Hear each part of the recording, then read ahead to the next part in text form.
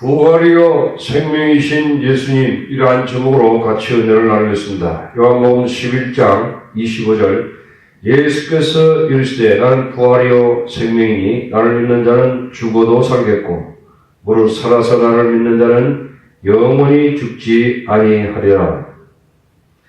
예수님께서는 마르다와 마리아가 이 말씀을 믿고 사망의 능력을 극복하기를 원하셨습니다.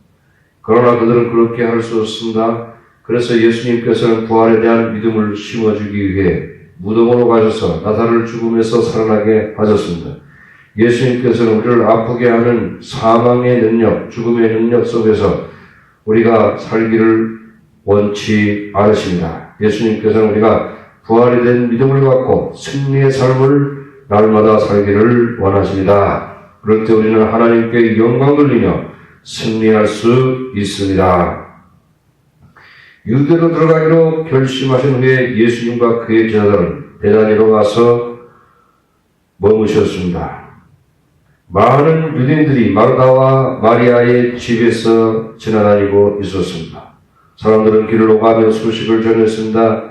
예수님께서 베다니로 오고 계시다는 소식도 들었고 나사로가 죽어서 묻힌 지 사흘이나 되었다는 소식도 예수님께 전해졌습니다. 이 말은 이미 장례식은 끝났고 무덤 속에 장사되었다는 뜻입니다. 나사로의 죽음에 대한 아픔은 냉정한 현실 앞에서 사라졌습니다. 마르다와 마리아는 그들이 가족 중에 유일한 남동생의 나사로를 잃는 슬픔을 가슴 아프게 느끼고 있었습니다.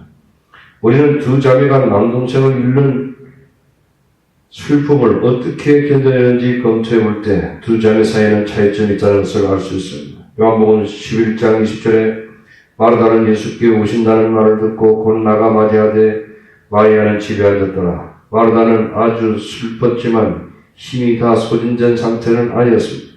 마르다는 책임감이 있었습니다. 마르다는 그 문제를 해결하기 위해 할 수 있는 행동을 다하는 성격이었습니다. 마르다는 방문객들을 맞이하여 인사를 하고 그들에게 심부름을 하였습니다. 마르다는 예수님께서 오고 계신다는 소식을 들었을 때 앉아서 예수님의 도착을 마냥 기다릴 수 없었습니다. 마르다는 일어나서 예수님을 맞이하러 나갔습니다. 한편 마리아는 집에 머물러 있었습니다. 예수님께서 오고 계시다는 소식은 마리아의 귀도 들어갔습니다. 그러나 마리아는 꼼짝도 하지 않았습니다. 마리아는 마음이 따뜻한 여자였습니다. 그러나 마리아는 마음이 감동받았을 때 그녀는 특별한 기도의 행동을 보여주었을 것입니다. 그러나 그녀의 마음이 죽음의 상태에 이르렀을 때 마리아는 힘이 전혀 남아있지 않았습니다. 요한복음 11장 21절에 마르다가 예수께 여짜오되 주께서 여기 계셨더라면 내 오라버니가 죽지 아니하였겠나이다. 그러나 나는 이제라도 주께서 무엇이든지 하나님께 구하는 것을 하나님이 주실 줄 아나이다. 이 말은 마르다의 마음속에 있는 복잡한 감정을 드러낸 것입니다. 마르다는 예수님을 주님이라고 불렀습니다. 마르다는 전심으로 예수님을 믿고 싶었습니다. 그러나 마르다는 마음속 깊이 실망하고 있었습니다. 마르다는 만일 예수님이 이곳에 계셨더라면이라고 말을 하고 있습니다. 마르다는 예수님께서 나사로를 죽음에서 구해줄 수 있었다는 것을 믿고 있었습니다. 그러나 예수님은 그렇게 하지 않으셨습니다. 예수님께서는 일부러 베다니에 오는 것을 지체하셨고 나사로는 죽었습니다.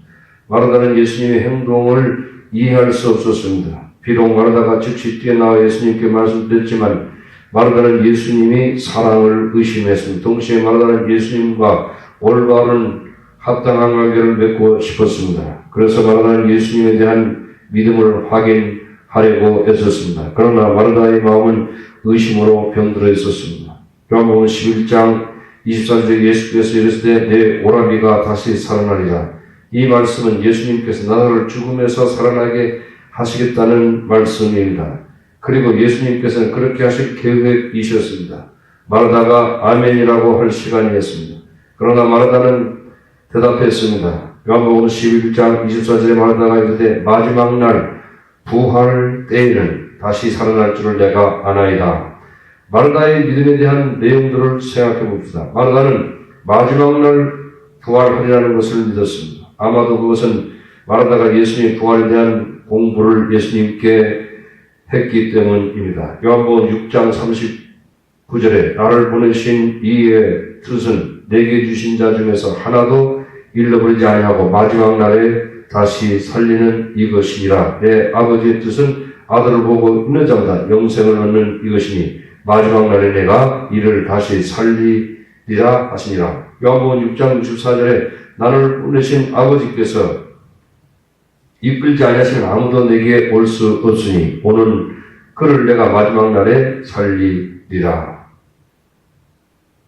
예수님께서는 이 말을 4번 말씀하셨습니다. 내가 마지막 날에 그를 살리실 것이라.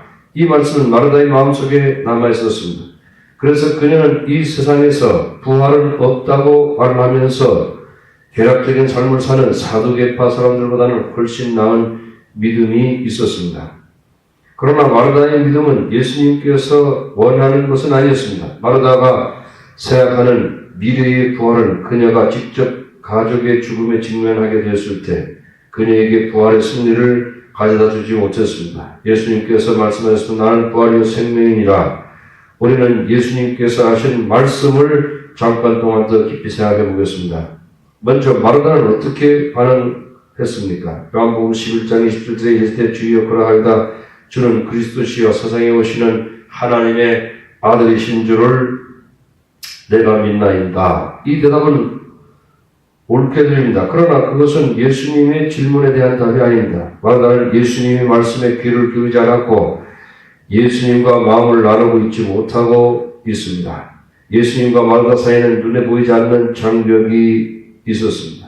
예수님께서는 더 이상의 말씀을 하시기도 전에 마르다는 예수님 곁을 떠나 마리아에게로 가서 예수님께서 마리아를 찾고 계신다고 전하고 있습니다. 그것은 예수님과 사이의 관계를 회복하려는 마르다의 노력인 것입니다. 그러나 실제로 마르다는 예수님과의 관계가 회복되지 않았습니다. 그녀가 예수님 말씀에 귀 기울이지 않았을 때 그들의 관계는 회복되지 않았습니다. 마리아는 어떠했습니까? 마리아는 예수님의 말씀을 마르다로부터 전해 들었을 때 그녀는 재빠르게 나서 예수님께로 갔습니다. 마리아는 예수님의 사랑의 마음을 받아들였습니다. 마리아는 예수님께서 그녀에게 다정하게 이야기한다고 느꼈을 때 기뻐하며 예수님을 만나러 뛰어나갔습니다. 마리아는 예수님께서 계신 장소에 이르렀을 때 그의 발날에 엎드려 말하였습니다. 주여, 주께서 이곳에 계셨더라면 나의 오라비가 죽지 않았겠나이다. 마리아는 눈물을 흘리고 있었습니다. 마리아는 예수님 앞에 울었고 주위 사람들도 같이 슬퍼했습니다. 두 자매는 나사렛 죽음에 대해서 서로 다르게 반응했지만 영적인 문제에 있어서는 똑같이 반응했습니다. 그들은 예수님의 사랑을 의심했습니다. 그들이 예수님의 사랑을 의심하는 동안에 예수님과의 관계가 단절되었습니다. 사실상 그들은 이 병은 죽음에 이르지 않을 병이다 라고 예수님께서 말씀하신 순간부터 영적인 훈련을 받고 있는 것이었습니다. 그들은 영적인 훈련을 받고 있었습니다. 의심할 것 없이 이 시련은 그들에게 고된 시련이었습니다. 예수님께서는 그들의 사랑하는 동생 나사로가 죽도록 놔두셨습니다. 그럼에도 불구하고 그들의 진정한 문제는 예수님의 사랑을 의심했다는 것입니다. 우리 마음속에 예수님에 대한 진실을 아는 것이 중요하지만 그것은 오직 시작에 불과한 것입니다. 우리 마음속에 진리를 경험하기 위해서는 훈련이 필요합니다. 우리는 많은 고난을 겪어야 합니다. 고난의 시간 속에서 우리는 의심에 빠지기 쉽습니다. 그러므로 우리는 하나님의 사랑을 신뢰하는 방법과 예수께서 우리의 모든 시련의 시간에 예수님의 사랑을 의지하는 것을 배워야 하는 것입니다. 둘째, 부활이요 생명이니. 요한복음 11장 25절에 예수께서 이르시되 나는 부활이요 생명이니 나를 믿는 자는 죽어도 살겠고 무릇 살아서 나를 믿는 자는 영원히 죽지 아니하리. 이것을 내가 믿느냐. 예수님께서는 마르다에게 하신 이 말씀은 생명의 말씀입니다. 예수께서 나는 부활이요 라고 말씀하셨습니다. 예수님께서 나는 부활할 것이다 라고 말씀하지 않으셨습니다. 예수님께서 나는 부활이요 라고 말씀하셨습니다. 예수님께서 마르다에게 자신이 누구이신지를 말씀하셨습니다. 간결하게 말하면 예수님은 하나님이십니다. 예수님께서 나는 이다 라고 말씀하실 때 그는 광야에서 모세에게 하나님의 계시를 언급하신 것입니다. I am that I am. 출애굽기 3장 14절에 하나님 모세에게 이르시되 나는 스스로 있는 자니라. 또 이르시되 너는 스스로 이스라엘 자손에게 이같이 이르기를 스스로 있는 자가 나를 너희에게 보내셨다 하라.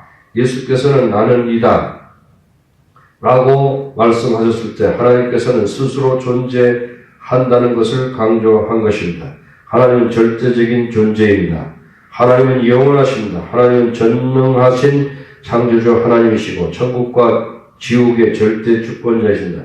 이러한 하나님께서는 죽은 자를 부활시키는 능력을 가지십니다.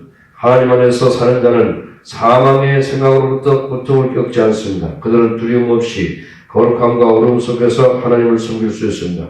누가복음 1장 74절에 우리가 원수의 손에서 건지심을 받고 종신토록 주의 앞에서 성결과 의로 두려움 없이 섬기게 하리라 하셨도다. 예수님께서는 영원하시며 전능하신 하나님이십니다. 예수님께서는 생명과 능력의 원천이십니다. 예수님께서는 부활이시고 생명이십니다.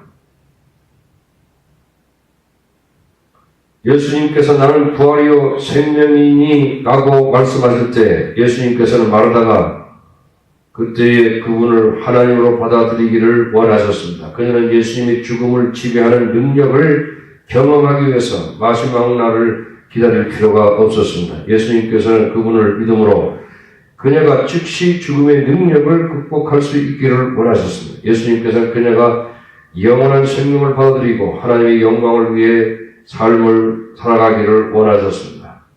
요한복음 11장 25절에 예수께서 이르시되 나는 부활이요 생명이니 나를 믿는 자는 죽어도 살겠고 무릇 살아서 나를 믿는 자는 영원히 죽지 아니하리니 이것을 내가 믿느냐.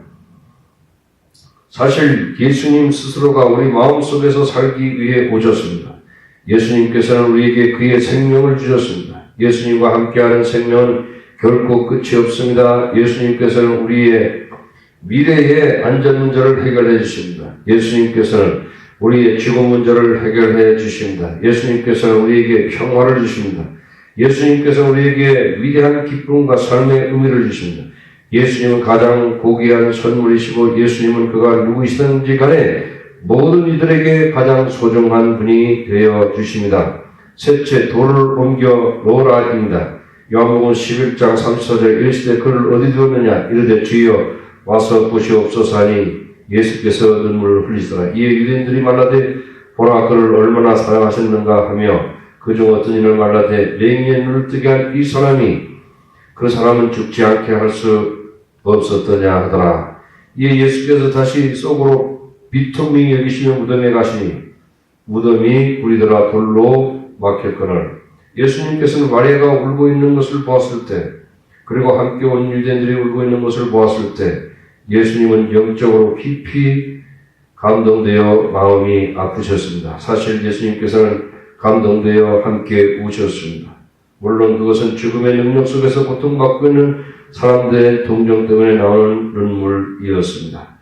그러나 예수님의 눈물은 더 깊고 거룩한 무엇인가 있었습니다. 요한복음 11장 39절에 예수께서 이르시되 돌을 옮겨 놓으라 하시니 그 죽은 자의 너희 마르다가 이르되 주여 죽은 지가 나흘이 되었음에 벌써 냄새가 나나이다.